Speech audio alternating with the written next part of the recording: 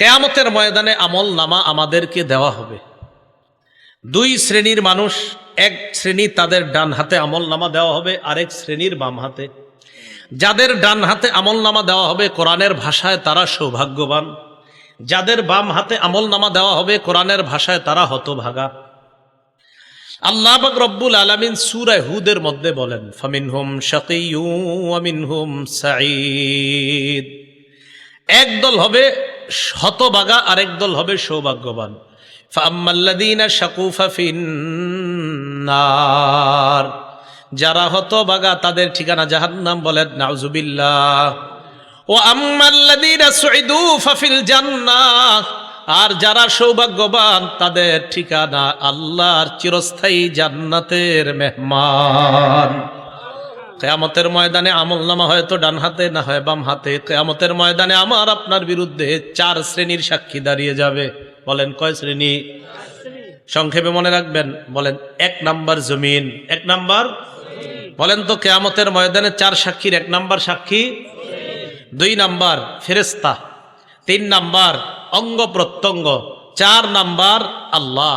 বলেন তো কিয়ামতের ময়দানে চার সাক্ষীর নাম, এক নাম্বার, দুই নাম্বার, তিন নাম্বার অঙ্গ প্রত্যঙ্গ, চার নাম্বার প্রধান সাক্ষীকে আল্লাহ।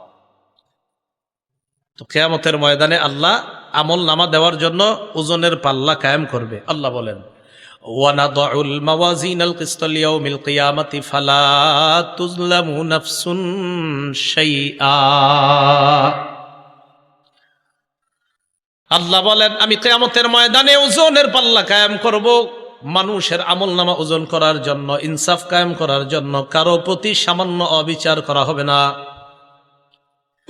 চার শ্রেণীর সাক্ষী কিয়ামতের ময়দানে দাঁড়িয়ে যাবে। এক নাম্বার জমিন সাক্ষী দিবে। এই জন্য জমিনের মধ্যে যখন আমরা চলি, সূরা মুলকের 16 নাম্বার আয়াত সব সময় মনে রাখবো, জমিনে হাঁটার সময় মনে রাখবো। আল্লাহ বলেন, আমিনতুম মান ফিস সামাই আইয়াখসিফা বিকুমুল আরদা ফাইযা হিয়া তামুর।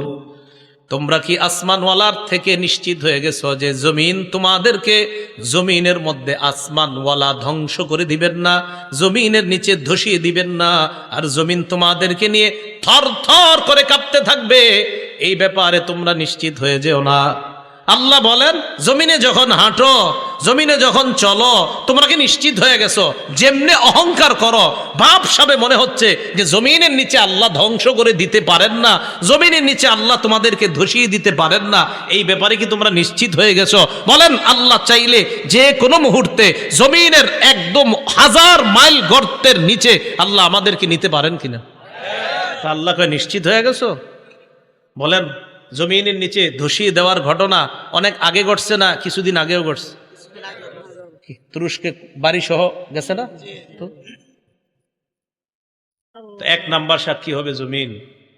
সূরা জিলজালের 4 নম্বর আয়াত আল্লাহ বলেন, ইয়াউমা ইযিন তুহাদ্দিসু আখবারাহা। সেদিন জমিন তার বৃত্তান্ত সব বলে দিবে। এটা হাদিস শুনেন খুব মনোযোগ দিয়ে। এই হাদিসটাও জমিনের উপর যখন চলবেন আর মাথায় রাখবেন। যারা অশ্লীল সিনেমা দেখেন, যারা অশ্লীল কিছু দেখেন, দেখার সময় এই হাদিসটা মাথায় আনবেন। কি কয় নবীজি দেখেন, তিরমিজি শরীফের 2429 নম্বর হাদিস। রাসূলুল্লাহ সাল্লাল্লাহু আলাইহি সাল্লাম এই আয়াত তেলাওয়াত করলেন, সূরা জিলজালের 4 নম্বর আয়াত তেলাওয়াত করার পর নবীজি বলেন, আতাদরুনা মা আখবারুহা। তোমরা কি জানো জমিনের বৃত্তান্ত কি, জমিন কি বলে দিবে? সাহাবীরা বললেন, আল্লাহ আর তার নবী ভালো জানেন। নবীজি বললেন, ফাইন্না আখবারাহা আন তাশহাদা আলা কুল্লি আবদিন ওয়া আমাতিন বিমা আমিলা আলা যহরিহা আন তাকুলা আমিলা কাযা ওয়া কাযা ইয়াউমা কাযা ওয়া কাযা।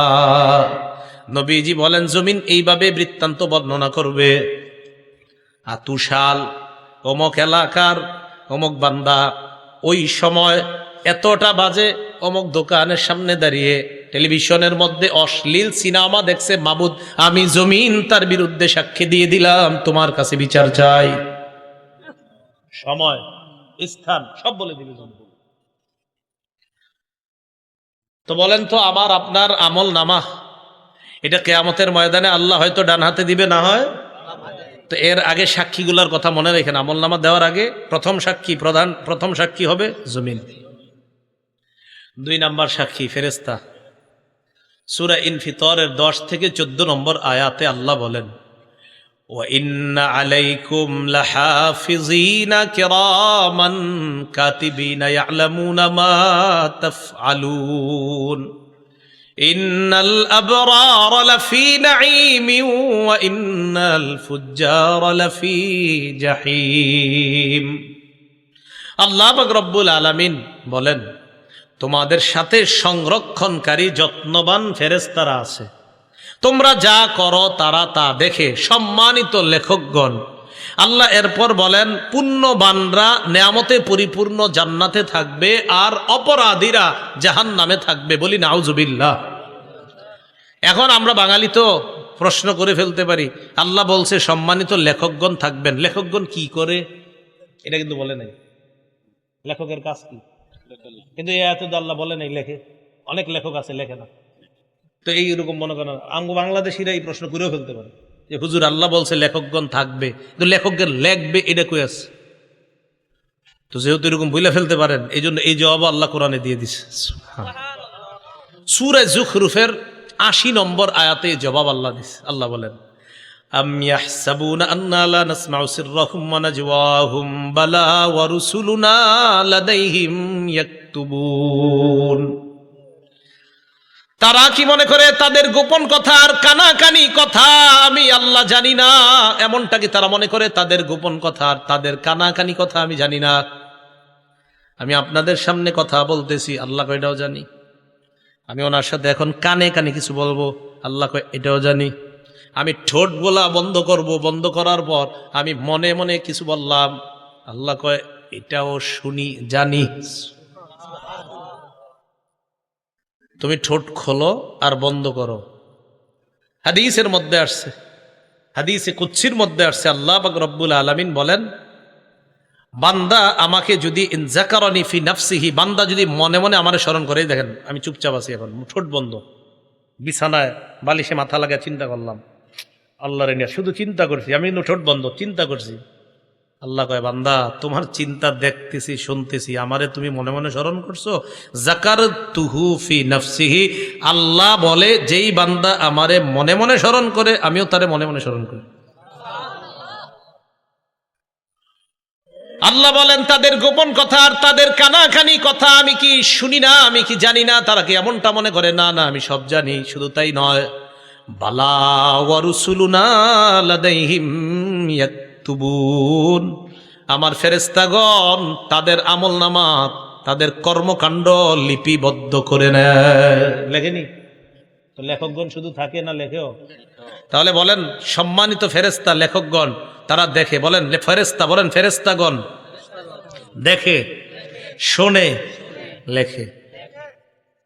এখন আসেন, লেখা তৈরি করার পর একটা খাতা, এটা একটা খাতা, এটা একটা খাতা, এই খাতার মধ্যে লেখাগুলো তৈরি হয়ে গেছে, 1 পৃষ্ঠা 2 পৃষ্ঠা, ঠিক আছে না? এবার বন্ধ খাতা। এবার এই খাতা আমল নামা ফেরেশতাগণ আল্লাহর কাছে পেশ করবে কিয়ামতের ময়দানে। এই খাতাটা আল্লাহ বলেন সূরা বনী ইসরাঈলের 13-14 নম্বর আয়াত, ওয়া নুখরিজু লাহু ইয়াউমাল কিয়ামাতি কিতাবান ইয়ালকাহু মানশুরা। আল্লাহ বলেন বান্দার জন্য আমলনামা আমি খুলে দিব, বান্দা তার আমলনামা খোলা অবস্থায় দেখতে পাবে, তাকায় দেখবে সব লেখা। এবার আল্লাহ বলবে ইকরা কিতাবাক, বান্দা কি ঠিক আছে, পড়ো, সব নিজেই পড়ো। কাফা বিনাফসিকাল ইয়াউমা আলাইকা হাসিবা, যা করছো এটির হিসাবের জন্য তুমি যথেষ্ট। সূরা কাহাফের 49 নম্বর আয়াতে আল্লাহ বলেন বান্দা যখন আমলনামা দেখবে, দেখার পর অনেক বান্দাদের অবস্থা হবে এমন, অপরাধী যারা তাদের অবস্থা কেমন হবে? আল্লাহ বলে ওয়া তারাল মুজরিমিনা মুশফিকিনা মিম্মা ফিহি, নবী আপনি তাকায় দেখবেন অপরাধীরা তাদের আমলনামাটার দিকে তাকায় ভয় পাইতেছে, ভয়ে থরথর করে কাঁপবে আর বলবে মালি হাদাল কিতাব লা ইউগাদিরু সগীরাতাও ওয়ালা কাবীরাতান ইল্লা আহসাহা। অপরাধীরা আমলনামার দিকে তাকায় ভয়ে ভয়ে চোখগুলা বড় করে তাকায় বলবে সর্বনাশ, এটা কেন আমলনামা, এটা আবার কেমন আমলনামা? ছোট বড় কোনো কিছুই ছাড়ে নাই। আমি রাতের অন্ধকারে মা বাবার দৃষ্টির আড়ালে আমার রুমের মধ্যে দরজা লাগিয়ে অন্ধকারের মধ্যে একা একই একটা অপরাধ করেছিলাম, এটাও দিয়ে এখানে লেখা ইল্লা আহসাহা। বলবে এটা কেমন আমল নামা, তো সব লেখা। পুকুরে পানির নিচে ডুব দিয়ে কি করছেন সব লেখা। ওয়াজাদু মা আমিলু হাদিরা, সব পাবে। সূরা নাবার 40 নম্বর আয়াতে আল্লাহ বলেন ইয়াউমা ইয়ানজুরুল মারউ মা কদ্দামাত ইয়াদাহ, মানুষ যা আমল করছে সব দেখতে পাবে। ওয়া ইয়াকুলুল কাফিরু ইয়া লাইতানি কুনতু তুরাবা, কাফের বলবে হায় যদি আমি মাটি হয়ে যেতাম। কাফের কি বলবে? আমি যদি কি দেখা আমল নামা নেই। বলেন কি দেখা? আসেন আগের কথায়, আমলের প্রতিদান নির্ভর করে কিসের উপর? নিয়তটা ঠিক করেন। আল্লাহ বুঝার তৌফিক দান করেন। এখন আমল নামা অপরাধী দেখে এইভাবে কাঁপতে কাঁপতে থাকবে থরথর করে। যাক, শেষ হলো এই পর্ব, দ্বিতীয় সাক্ষীর পর্ব। প্রথম সাক্ষী, দ্বিতীয় সাক্ষী ফেরেশতা। তো আজকে থেকে আমরা জমিনে চলার সময় মনে রাখবো যে জমিন আমার সাক্ষী হচ্ছে। আমি কি করছি, কোন সময়, কোন মুহূর্তে, কোন চা স্টলের সামনে দাঁড়িয়ে অশ্লীল কিছু দেখছি, কি করছি, সব জমিন সাক্ষী দিবে। 2, শুধু জমিন না, ফেরেশতারা সম্মানিত লেখকগণ এইখানে আছে, আমার সব কর্মকাণ্ড দেখতেছে, শুনতেছে, লিখতেছে। মনে থাকবে। 3, অঙ্গ প্রত্যঙ্গ। ও মনে আছে মাশাআল্লাহ আপনাদের অঙ্গ প্রত্যঙ্গ। আচ্ছা, এবার সবাই একটু চোখ বন্ধ করেন তো আমার সাথে। করছেন? খোলেন। চোখ বন্ধ করলে কিছু দেখা যাচ্ছে? আচ্ছা, একবার একটু ভাবেন তো, আল্লাহ যদি জন্ম থেকে এই 2 চোখ না দিতেন?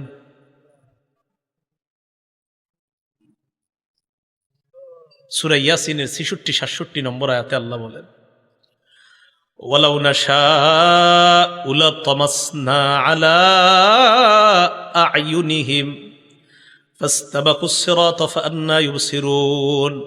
আল্লাহ বলেন, আমি যদি চাইতাম তাদেরকে আমি আল্লাহ তাদের আলো লোপ করে দিতে পারতাম, চোখের আলো লোপ করে দিতে পারতাম। চোখের আলো সরিয়ে দিয়ে আমি আল্লাহ যদি তাদের চোখগুলা চেহারার সাথে মিশিয়ে দিতাম, চলতে চাইলেও তারা চলতে পারতো না। একটু চিন্তা করে দেখো, তোমার এমন করলে কেমন হতো। এরপরের আয়াতে বলে ওয়ালাউ নাশাউ লামাসাখনাহুম আলা মাকানাতিহিম, আমি যদি তাদের অঙ্গগুলা বিকৃত করে দিতাম, আমি যদি তাদের চেহারা বিকৃত করে দিতাম, হাত পা অঙ্গহানি করে দিতাম। হাত যদি না থাকতো সুদের টাকা ধরতো না, পা যদি না থাকতো পা দিয়ে খারাপ কাজ করতে যাইতো না। আল্লাহ বলেন, আমি এগুলা দিলাম, তো তুমি কি করতেছো এগুলা? আমি যদি না দিতাম কি করতা? ফামাস্তাতাউ মুদিয়া, সামনেও যেতে পারতা না, ওয়ালা ইয়ারজিউন, পিছেও আসতে পারতা না। কি করতা তুমি? এখন আল্লাহ বলেন, এতগুলো আমি জিনিসগুলা দিলাম আর তুমি খারাপ কাজ করলা।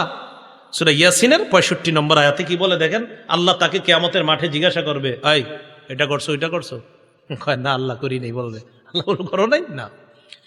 আল ইয়াউমা নাখতিমু আলা আফওয়াহিহিম, মুখে মোহর মেরে দিবে। মোহর মারার পর আল্লাহ বলেন ওয়া তুকাল্লিমুনা আইদিহিম, তাদের হাত আমি আল্লাহর সাথে কথা বলবে।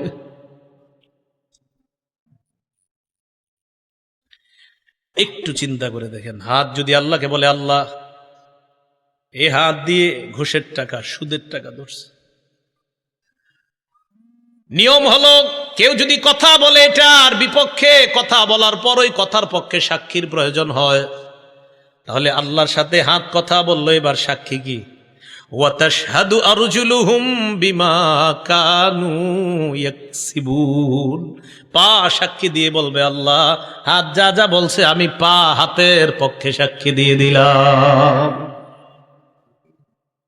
একটু চলেন না রাস্তা হাইটে, একটু ভাবেন না নিজেরে যে আমার চোখ যা করবে, আমার হাত যা করবে, আমার হাত আল্লাহরে বলবে। বলার পর এরকম হতে পারে যে বান্দা কইতে পারে, আল্লাহ হাত বলছে, সাক্ষী কই? বান্দার তো মুখ বন্ধ, তো বান্দা বলতে পারে, আল্লাহ আমার হাত বলছে, তা হাত যে বলছে এটা সাক্ষী কই? পা বলবে আমি সাক্ষী। আরেকটু সামনে যান, দেখেন আরো কেমন আয়াত। সূরা হামিমাস সাজদা 20-21 নম্বর আয়াতে আল্লাহ বলেন হাত্তা ইদা মা জাউহা, এগুলো যখন জাহান্নামের কাছে যাবে, যখন জাহান্নামে ফালাবে আল্লাহ, শাহিদা আলাইহিম সামউহুম, কান সাক্ষী দিবে, ও আবসারুহুম, চোখ সাক্ষী দিবে। এরপর কি বলে দেখেন, ওয়াজুলুদুহুম বিমা কানু ইয়ামালুন, এদের চামড়াগুলাও সাক্ষী দিয়ে দিবে, চামড়া সাক্ষী দিবে। বান্দা বলবে ওয়াকালু লিজুলুদিহিম লিমা শাহিদতুম আলাইনা, বান্দা বলবে ও চামড়া তুমিও সাক্ষী দিলা, তুমি আবার কেমনে সাক্ষী দাও? চামড়া জবাব দিবে আনতাকানাল্লাহুল্লাযী আনতাকা কুল্লা শাই, যে আল্লাহ যারে চায় কথা বলাইতে পারেন, ওই আল্লাহ আমি চামড়াকে কথা বলার ক্ষমতা দিয়ে দিছেন। কিছুক্ষণের জন্য ভাইবা দেখেন, এই হাত, এই পা, এই চোখ, এই চামড়া আপনার শত্রু। কিছুক্ষণের জন্য ভাবেন কেমনে, যদি আপনি খারাপ কাজ করেন তো এরাই আপনার বিরুদ্ধে সাক্ষী দিবে, এরাই কথা বলবে। আপনি অন্য সাক্ষীর কি দরকার? কথার কথা, জমিনের সাক্ষীর কথা শুনলেন, ফেরেশতাদের কথাও শুনলেন, তো এদেরকে রাখেন না, আপনার সাথেই তো সাক্ষী ঘুরতেছে। এই যে আমার হাত, পা, চামড়া সবই তো সাক্ষী। এই হলো তৃতীয় সাক্ষী। চতুর্থ সাক্ষী, প্রধান সাক্ষী, একমাত্র সাক্ষী, যার অন্য কোনো সাক্ষী দরকার ছিল না, তিনি কে? কিন্তু আল্লাহর সিস্টেম সবকিছু করেন, আল্লাহর এটা পদ্ধতি, সিস্টেম, যে দেখো বান্দা আমি তোমার উপর কোনো জুলুম করছি না, তুমি যা করছো এ তোমার হাত সাক্ষী দিচ্ছে, তুমি যা করছো ফেরেশতা সাক্ষী দিচ্ছে, তুমি যা করছো জমিন সাক্ষী দিচ্ছে, বান্দা আমি তোমার উপর কোনো জুলুম করি নাই, এগুলো আমার দরকার ছিল না, আমি আল্লাহর, আরে সাক্ষী হিসাবে আমি আল্লাহই তো যথেষ্ট, আমি তো দেখতেছি তুমি কি করো আর না করো। সূরা হামিম আস-সাজদা আল্লাহ বলছো, আওয়ালাম ইয়াকফি বিরাব্বিকা আন্নাহু আলা কুল্লি শাইইন শাহীদ, তোমার এতটুকু কি যথেষ্ট না যে তোমার কর্মকাণ্ডের ব্যাপারে সবচেয়ে প্রধান সাক্ষী আল্লাহ? আর কি সাক্ষী তুমি চাও? আল্লাহ তো সব সময় তোমাকে পর্যবেক্ষণ করতেছে তুমি কি করো আর না করো, তো অন্যগুলো তুমি বাদ দাও। সূরা আলী ইমরানের 5 নম্বর আয়াতের অনুবাদটা বলবো, এই অনুবাদটা আপনারা ডেইলি কয়েকবার একজন আরেকজনকে বলবেন, নিজের বিবিরেও বলবেন, পরিবারের ছেলে মেয়েদেরকে কয়েকবার পারলে শোনাবেন। আয়াতটা পড়ি, এরপরে অনুবাদটা বলবো। আল্লাহ বলেন, ইন্নাল্লাহা লা ইয়াখফা আলাইহি শাইউন ফিল আরদি ওয়ালা ফিস সামা, বলেন আমার সাথে, নিশ্চয়ই আল্লাহর কাছে আসমান জমিনের কোনো কিছু গোপন থাকে না। সন্তান কলেজে যাইতেছে, বলে দিবেন বাবা আল্লাহর কাছে আসমান জমিনের কোনো কিছু গোপন থাকে না, গোপনে কিছু করো না। মেয়েটা যাইতেছে, বালেগা হয়ে গেছে, বাহিরে যাওয়ার সময় বলে দিবেন মা আমি বাবা আছি, তোমার মা আছে, হয়তো আমরা তোমার সামনে থাকি, তুমি কিছু করো না, হয়তো আমাদের অগোচরে তুমি কোনো অন্যায় করতে পারো, তবে একটা কথা মনে রাখো, আল্লাহর কাছে আসমান জমিনের কোনো কিছু গোপন থাকে না, তুমি যা করবা ভালো করো এটাও আল্লাহর কাছে জানা আছে আল্লাহর, তুমি যদি খারাপ করো এটাও আল্লাহর জানা আছে, আল্লাহর কাছে কোনো কিছু গোপন না, তুমি যা যখন যেভাবে করো সব আল্লাহ জানে। এই আয়াতটা প্রতিদিন কয়েকবার একজন আরেকজনের শোনাইবেন অনুবাদটা, যে সূরা আলী ইমরানের 5 নম্বর আয়াতে আল্লাহ বলে দিয়েছেন নিশ্চয়ই আল্লাহর কাছে আসমান জমিনের কোনো কিছু গোপন না। আমার দিকে সবাই তাকান, একটু চোখের দিকে, এই চোখ সামনের দিকে তাকায় রয়েছে, মাঝে মাঝে আর চোখে অন্য কিছু দেখে, এরকম হয় না? আরে হয় কিনা, মনে করেন তাকায় রয়েছে কিন্তু আর চোখে কিছু দেখে ফেললাম, আবার চোখ সরাই ফেললাম। আল্লাহ বলে ইয়ালামু খাইনাতাল আয়ুন, এই বান্দা তুমি যে চোখের খেয়ানত করলা না, এই যে ঠুস করে কি একটা করলা, এটাও আমি জানি। তুমি কি করো? আরে তুমি করোটা কি? আল্লাহ আমাদেরকে বুঝার তৌফিক দান করেন। এখন আমার আমল নামা আমাকে দেওয়া হবে, সাক্ষীদের কাজ শেষ, এবার হয়তো ডান হাতে হতে পারে আমল নামা, না হয় বাম হাতে। আল্লাহ বামপন্থী থেকে এই মুহূর্তে আমাদের কারো নাম থাকলে আল্লাহ যেন কেটে দেয়। ডান হাতওয়ালা যাদের আমল নামা আল্লাহ ডান হাতে দিবে, তাদের কাতারে আমাদের সবার নাম যেন আল্লাহ এখনই লিখে দেয়। সম্ভব না, সম্ভব না, এক মুহূর্ত জাহান্নামের আযাব সহ্য করা সম্ভব না। সূরা হাক্কার 19 থেকে 31 নম্বর আয়াতে আল্লাহ বলেন, ফাআম্মা মান উতিয়া কিতাবাহু বিয়ামিনিহি, আমল নামা ডান হাতে দেওয়া হবে যাদের, একদল। তো দেওয়ার পর পরীক্ষার রেজাল্ট ভালো হইলে কি করেন?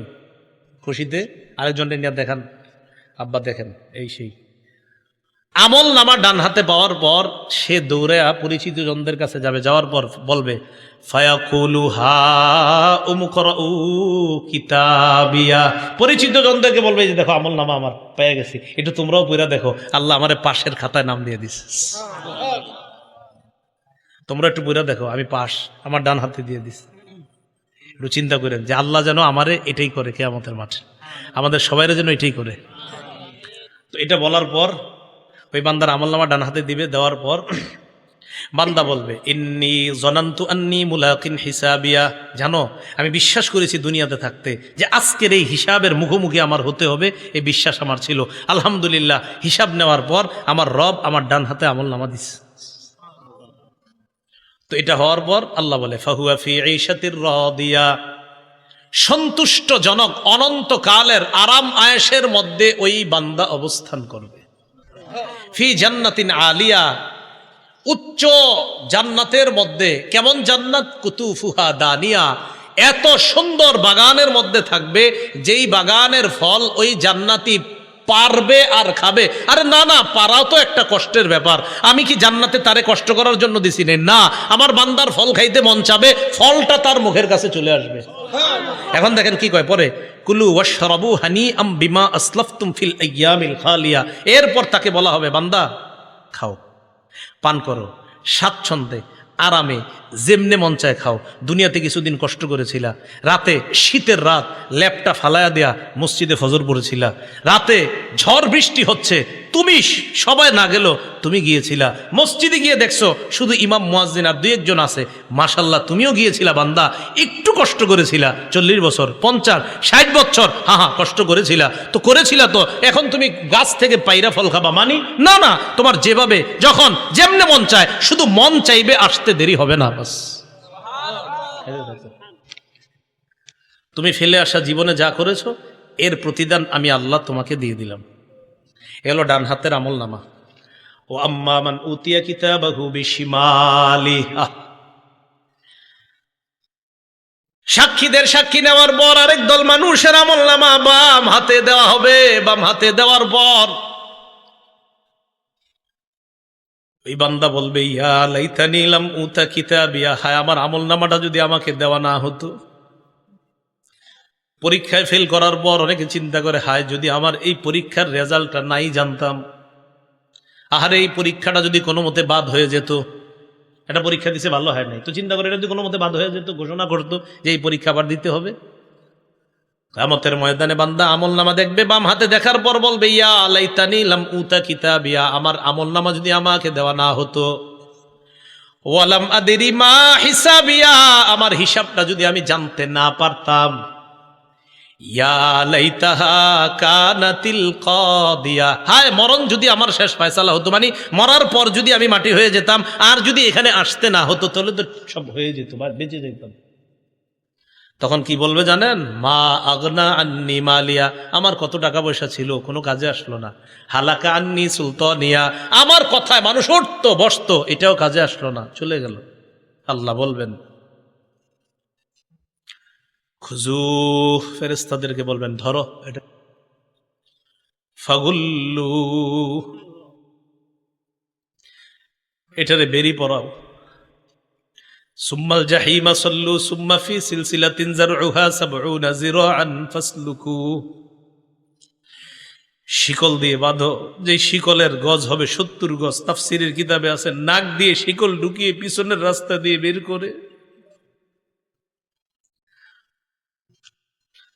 পুরাটা শরীরের মধ্যে পেঁচায়া এই ব্যক্তিকে এইভাবে ধাক্কা মেরে জাহান্নামে ফেলে দেওয়া।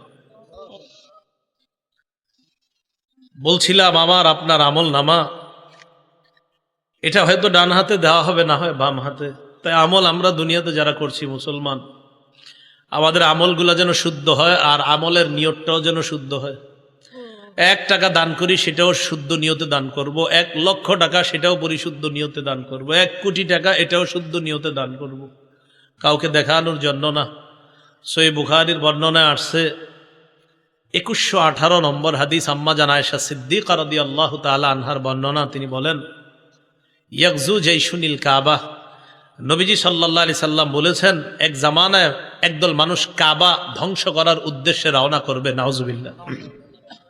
ইউখসাফু বিআউয়ালিহিম ওয়া আখিরিহিম, তাদের পূর্বাপর সামনের পিছনের সব মানুষগুলারে ধ্বংস করে দেওয়া হবে, গজবাইশা ধ্বংস করে দিবে। আম্মা জান আয়েশা বলেন আমি বললাম ইয়া রাসূলুল্লাহ ফিহিম আসওয়াকুহুম ওয়া লাইসা মিনহুম, এদের মাঝে এমনও মানুষ আছে যারা তাদের বাজারের পণ্য সামগ্রী ইত্যাদি নিয়ে যাচ্ছে, আবার যারা তাদের অন্তর্ভুক্ত না। মনে করেন 100 জন রওনা করছে, এর মধ্যে 50 জন কাবা ধ্বংসের নিয়ত আর 50 জন ভালো মানুষও তো থাকতে পারে। হুজুর নবীজি বললেন, আয়েশা সবাইরই ধ্বংস করবে আল্লাহ, সবাইরই, ভালোগুলাও ধ্বংস হবে। তারপর এখানে নিয়ত কাদের ছিল ভালো, কারা কাবা ধ্বংসের নিয়তে গিয়েছে আর কারা ভালো নিয়ত ছিল এখানে, এটা তো আল্লাহ জানেন। ওই নিয়ত অনুযায়ী কিয়ামতের মাঠে তাদেরকে ফলাফল দিয়ে জান্নাত দেওয়া। কথা মনে থাকবে তো? তাহলে নিয়তের উপর আমলের প্রতিদান নির্ভর করে। সহিহ বুখারীর বর্ণনা 123 নম্বর হাদিস, রাসূলুল্লাহ সাল্লাল্লাহু আলাইহি সাল্লাম বলেন, মান কাতালা লিতাকুনা কালিমাতুল্লাহি হিয়াল উলিয়া ফাহুয়া ফি সাবিলিল্লাহ। এক ব্যক্তি আল্লাহর রাস্তায় লড়াই করে, এক ব্যক্তি আল্লাহর রাস্তায় লড়াই করে। তো আল্লাহর রাস্তায় যিনি লড়াই করতেছে উনি কোন নিয়তে আল্লাহর রাস্তায় লড়াই করতেছে এটা জানে কে? তো কোনো ব্যক্তি যদি আল্লাহর রাস্তায় এই নিয়তে লড়াই করে, আল্লাহর কালিমা এটা যেন পৃথিবীর মধ্যে বিজয় লাভ করে, ইসলাম যেন বিজয় হয়ে যায়, এই নিয়তে যদি লড়াই করে, তাহলে সে প্রকৃত আল্লাহর রাস্তার মুজাহিদ বলে গণ্য হবে। কেন বলেন তো? নিয়ত পরিশুদ্ধ। বলেন নিয়ত পরিশুদ্ধ। এজন্য মনে রাখতে হবে, রাসূল সাল্লাল্লাহু আলাইহি সাল্লাম বলেছেন, রুব্বা কাতিলিন ফি সাফাইনে আ'লামু বিনিয়াতিহি আল্লাহু আ'লামু বিনিয়াতিহি। যুদ্ধের ময়দানে সারিবদ্ধ 2 কাতারের মধ্যে মুজাহিদরা দাঁড়িয়ে আছে, কত মুজাহিদরা শহীদ হচ্ছে, এরা প্রকৃত শহীদ কিনা এটা আল্লাহ জানেন। কারণ কোন নিয়তে শহীদ হয়েছে এটা জানেন আল্লাহ। যদি বীরত্ব দেখানোর নিয়তে শহীদ হয়ে থাকে তাহলে তো নিয়ত খারাপ, যদি বাহবা পাওয়ার আশায় শহীদ হয়ে থাকে তাহলে তো নিয়ত খারাপ। হ্যাঁ, আল্লাহর দিন দুনিয়াতে বিজয় হোক এই নিয়তে যারা শহীদ হয় তারাই তো প্রকৃত শহীদ। তাহলে কি বুঝলাম? শাহাদাত নামক এবাদত, নামাজ নামক এবাদত, আল্লাহর দিন পৃথিবীতে বিজয় হবে এই এবাদত, রোজা নামক এবাদত, হজ নামক এবাদত, জাকাত নামক এবাদত, সদকা নামক এবাদত, আমাদের ছোটখাটো এবাদত, সব এবাদত, সব আমলের আগে কি শুদ্ধ হইতে হবে? আল্লাহ আমাদের সকলকে পরিশুদ্ধ নিয়তের সাথে যেন আমলগুলা করতে পারি, আল্লাহ তৌফিক দান করবেন। হযরত মুনাজাত করবেন ইনশাআল্লাহ, আখেরি মুনাজাত, আমরা মুনাজাতে অংশগ্রহণ করব। একজন একটা প্রশ্ন দিয়েছেন, প্রশ্নটা কোনো মাদ্রাসার আলেমকে গিয়ে করবেন। হ্যাঁ, যিনি দিয়েছেন কোনো মাদ্রাসার আলেমকে করবেন, প্রশ্ন উত্তর দিয়েন না। ইউটিউবাররা আছে না, ঝামেলা লাগাই, প্রশ্ন দিবেন না, প্রশ্ন মাদ্রাসায় গিয়ে করবেন। একজনে লেখছেন একটা জিনিস, ওইটা সঠিক না। একজন একটা জিনিস লেখছেন আর কি, এটা বলা সঠিক না। যিনি লেখছেন বাস আপনি জেনে নিয়ে না, আপনি অন্যদেরকে জানাই দিবেন, এটা বলা সঠিক না, যেটা লেখছেন আর কি বাস। আবার আরেকজনে দেখেন না, কিন্তু আমি জেনে নিলাম যেটা লেখছেন এখানে এটা সঠিক না, যে বিষয়টা ওনারা বলে দিবেন, অনেকে জানে না তো এই জন্য বলে ফেলে, তো এটা সঠিক না, এই বিষয়টা এখানে সঠিক না, এটা বলাও ঠিক না, এটা করাও ঠিক না, এটা সঠিক না, এই বিষয়টা না। তো যিনি জানার জন্য দিয়েছেন নিশ্চয়ই আপনি কোথাও দেখছেন এটা বলে, বাস তাদেরকে জানিয়ে দেন ভাই কথাটা সঠিক না। ঠিক আছে না? ইনশাল্লাহ আমরা কোনো ফেতনায় যাব না। তো ঠিক আছে, হুজুর ইনশাল্লাহ দোয়া করবে। দোয়ার পরে আমাকে বলছে একটা ঘোষণা দেওয়ার জন্য, ওই আপনার আমি যেই পদ্ধতিতে বয়ান করি ওই পদ্ধতিতেই বয়ানগুলা লিপিবদ্ধ করা হয়েছে। প্রায় 8-9 খণ্ড হয়ে গেছে, এর মধ্যে 3 খণ্ড ছেপে গেছে। তো 2 খণ্ড মানে দ্বিতীয় আর তৃতীয় খণ্ড প্রকাশনী থেকে এরা মনে নিয়ে এসেছে, মনে হয় সামান্য কয়েকটা আছে, 10-12টা হয়তো আছে বা কম বেশি হতে পারে, আপনাদের কারো লাগলে নিয়ে নিতে পারেন। দ্বিতীয় খণ্ডে সুদ সম্পর্কে, হালাল হারাম সম্পর্কে, আর তৃতীয় খণ্ডটা হলো স্বামী স্ত্রীর একদম দাম্পত্য জীবন পূর্ণ অধিকার, যে কোরআন হাদিস সম্বলিত একজন স্ত্রী স্বামীর কাছে কতটা অধিকার পাওনা আর একজন স্বামী তার স্ত্রীর কাছে কতগুলো অধিকার পাওনা, এই বিষয়ে এখানে একদম বিস্তারিত কোরআন হাদিসের আলোকে। আলেমরাও নিতে পারেন, সাধারণ যারা আপনারাও নিতে পারেন, আর কারো যদি হাদিস মুখস্থ করার নিয়ত থাকে আপনারাও নিতে পারেন ইনশাআল্লাহ। আল্লাহ তৌফিক দান করেন। হুজুর মুনাজাত করবেন ইনশাআল্লাহ, এরপর আমরা উঠবো। জি, আসসালামু আলাইকুম ওয়া রাহমাতুল্লাহ।